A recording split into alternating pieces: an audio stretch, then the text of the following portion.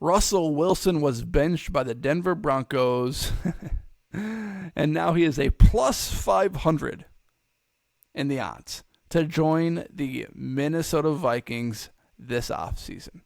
And this got a lot of pushback on social media from Minnesota Vikings fans, and rightfully so.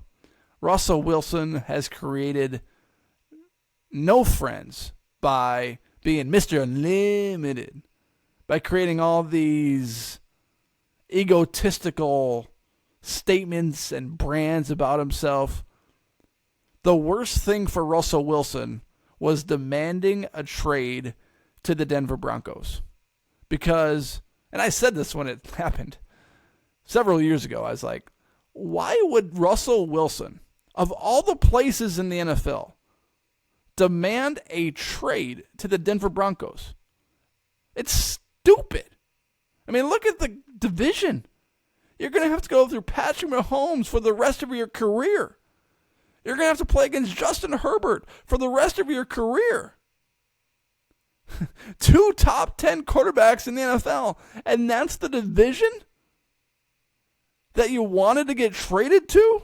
Are you out of your mind? So that was my reaction when Russell Wilson wanted a trade to the Broncos.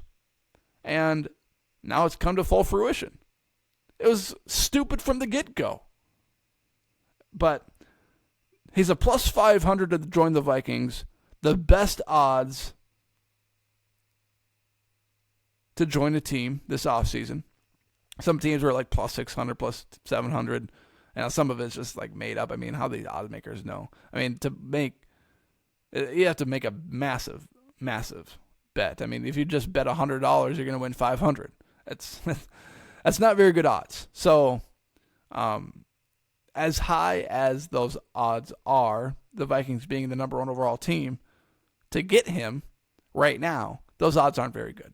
And those are just the odds makers trying to think of situations where a quarterback might be needed because, hypothetically, Kirk Cousins demands a lot of money. Maybe the Vikings don't want to bring him back. They're going to draft a quarterback. Maybe Russell Wilson is that guy for 6 games. They bring in that drafted quarterback for the rest of the season.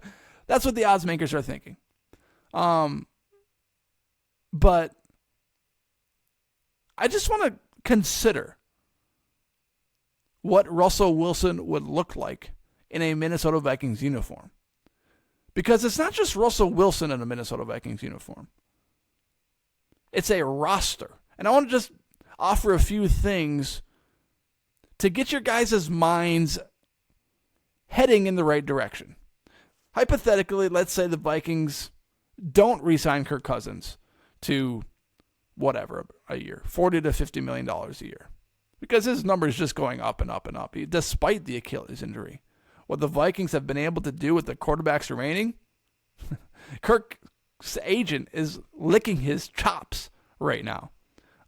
So let's say the Vikings decide to pass on giving Kirk the bank for a year or two.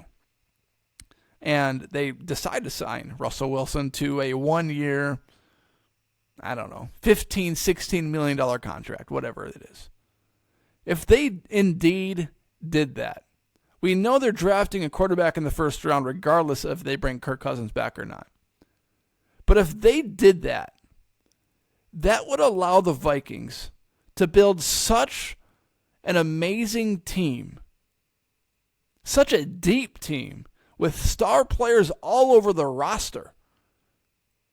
If they passed on Kirk Cousins, signed Russell Wilson to a 1-year deal, and drafted the franchise quarterback.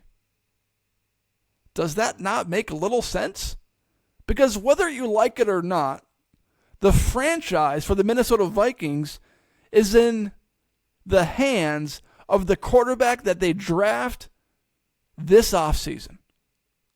So, if you do sign Russell Wilson and you refuse to give Kirk Cousins the bank, of course, that's going to receive a lot of hate from Vikings fans. They're going to hate it. I saw one guy say, if you sign Russell Wilson, I'm going to sell all my season tickets next year. It's like, okay. That's what you get from fans. They just say stuff to say stuff. They like these shotgun takes. They like to shoot from the hip, just not really thinking. They just like to say stuff.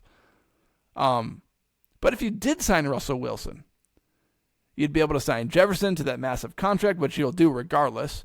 You'd be able to keep Darisaw and sign him to a massive contract. You'd be able to keep Ivan Pace Jr. eventually when you have to sign him to a contract. You could surround that rookie quarterback with great players all over the place. So there is actually benefit to the Vikings for taking a splashy risk and signing Russell Wilson. Also, another thought. If you sign Kirk Cousins back for a year or two, and you draft a rookie quarterback to be the franchise quarterback and Kirk Cousins' replacement, there is going to be so much pressure on the Minnesota Vikings organization to play that rookie quarterback and bench Kirk Cousins. Because he's the future. He's the excitement. He's the next man up. If you sign Russell Wilson and you draft that rookie quarterback like we all know they're going to, then we all know the situation. Start Ross for the first 4 to 6 games, bringing that rookie quarterback.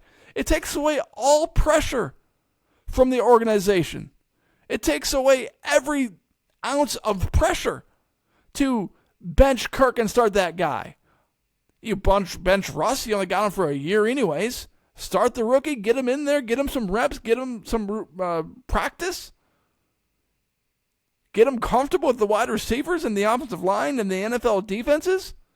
It would make it, this is all I'm saying, it would make it so much easier for the Vikings organization to bench Russell Wilson instead of Kirk Cousins in favor for a rookie quarterback.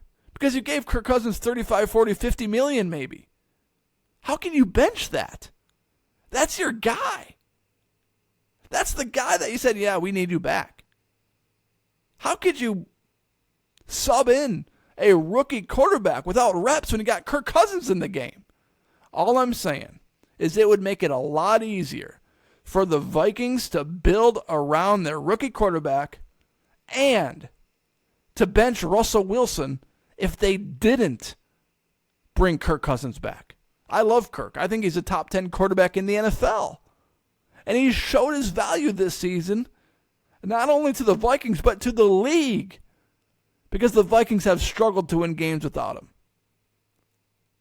JJ wants him back. He made comments this week. I want Kirk back. So, at the same time, you risk alienating your team by not bringing Kirk back, but eventually you got to move on from the guy anyways and bring in that rookie quarterback. You also risk not building a superstar team around your rookie quarterback while he's on that rookie deal. You've got to weigh the pros and cons. And signing Russell Wilson to a 1-year deal, which would allow the rookie quarterback to step in when he's ready, isn't the biggest con in the world. There's actually logic to that thinking. As crazy as that sounds. You're not signing Russell Wilson for Russell Wilson. You're not signing him to be the guy that he was with the Seattle Seahawks. You're just signing him to be that bridge guy to that rookie quarterback. And you're signing him to build that superstar team around that rookie quarterback. That's all you're doing. Something to consider. Thank you for listening to this episode of the Minnesota Tim Podcast. I appreciate you making this podcast and this episode a part of your day. Thank you. Please rate, review. If you're watching on YouTube, hit that subscribe button in the bottom right-hand corner of the screen. Thank you for making this podcast and this episode a part of your day. Everyone, have a great day.